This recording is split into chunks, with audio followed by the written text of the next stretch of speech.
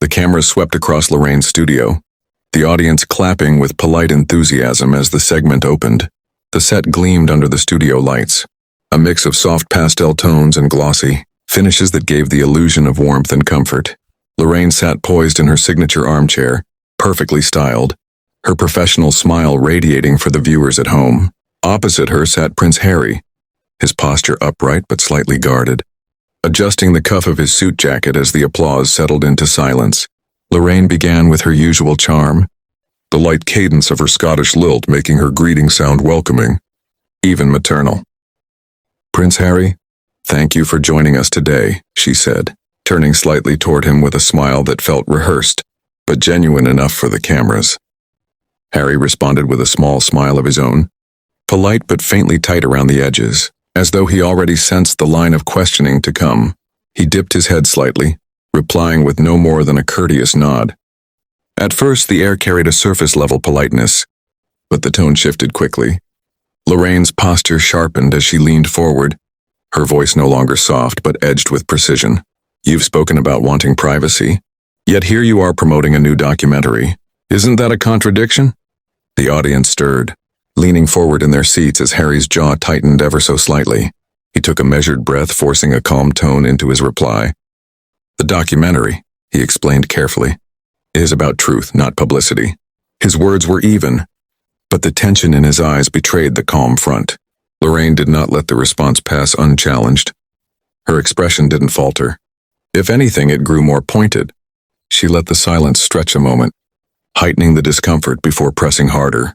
"But don't you think constantly airing family matters publicly only fuels the cycle you say you want to escape?" Harry's smile, thin and practiced for the cameras, evaporated completely. His features hardened, his eyes flicking briefly toward the audience before fixing back on Lorraine with a quiet intensity. The camera zoomed closer, catching the tightening of his jaw, the faint pulse beating at his temple. The atmosphere in the studio thickened, the kind of tension that audiences could sense even through a television screen. What had started as a polished interview was now sliding toward confrontation, and the viewers could feel every step of it. By the time the interview reached its midpoint, the carefully staged atmosphere of charm and civility had all but dissolved. The cameras remained fixed, their blinking red lights capturing every subtle twitch and shift in the room. The audience, who had entered the studio expecting another easy morning chat, now sat in a kind of collective suspense, their faces frozen between fascination and discomfort. Lorraine's tone no longer carried even a hint of her trademark softness. Her questions cut sharper now, her words rolling out with a firmness that seemed to echo the very frustrations she knew her viewers felt at home. "People see this as hypocrisy, Prince Harry," she said, each syllable delivered like a deliberate strike. "How do you answer to that?" Harry leaned back in his chair, his body language stiffening. His jaw clenched before he released a slow breath as though suppressing irritation. His hands rested on his lap, but his voice betrayed the pressure rising in his chest. "With all due respect, Lorraine," he began, carefully stressing the words, "you don't know what it's like to live a life under constant attack. My family and I have the right to tell our story." His voice rose slightly, the steady control beginning to crack at the edges. The emphasis in his tone carried a flash of defiance, and it made the audience collectively inhale, a ripple of surprise spreading through the room. But Lorraine did not yield. Her eyes, steady and unwavering, locked on him. She fired back with a calmness that only deepened the sting of her words. "Everyone has struggles. But does telling your story mean tearing down others? Many see it as betrayal." The studio grew heavier, silence expanding between them like a storm cloud about to burst. Harry's cheeks flushed, color rising under the bright studio lights.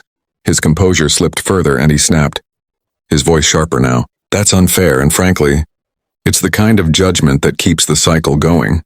You're part of the problem, Lorraine." Gasps broke from the audience, sharp and unrestrained. A few mouths dropped open. Others exchanged wide-eyed glances.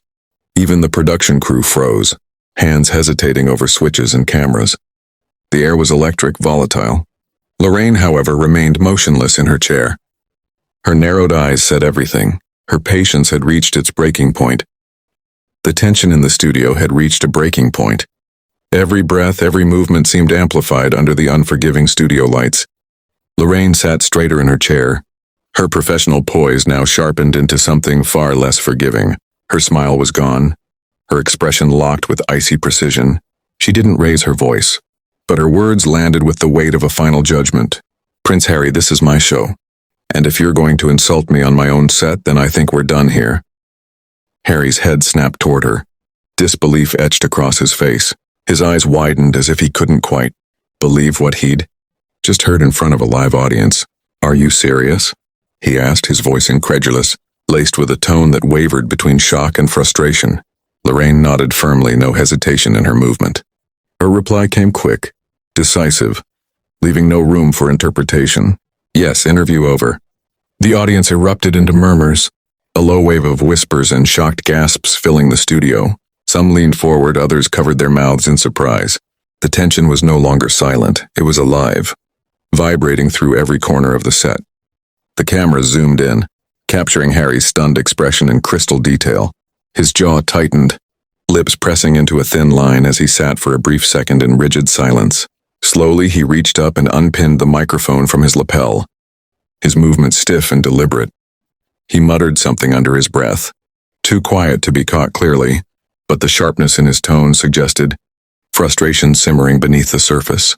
Behind the scenes, security staff had stepped quietly into position, their presence subtle but unmistakable.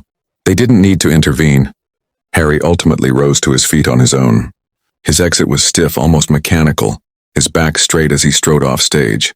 His body language carried the weight of anger he tried to contain, every step an act of restraint. Lorraine did not follow him with her eyes. Instead, she turned back to the camera with calm authority, reclaiming control of her stage.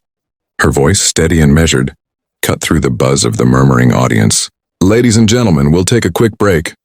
Her expression was professional, but her eyes told another story, one of fire, firmness, and a refusal to be undermined.